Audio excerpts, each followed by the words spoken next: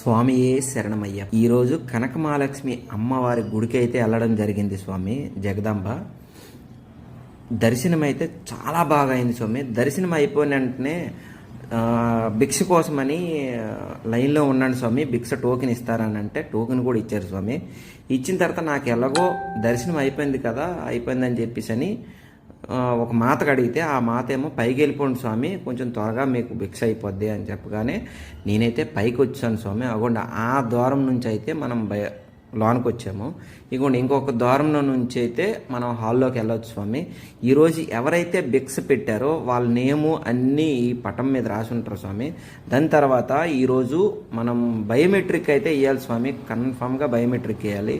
అంటే ఎంతమంది వచ్చారు ఏంటనేది గుడికి కూడా తెలియాలి కదా స్వామి. అందుకోసమనే అన్నప్రసాదం అయితే స్వామి శరణం చాలా బాగుంటుంది స్వామి.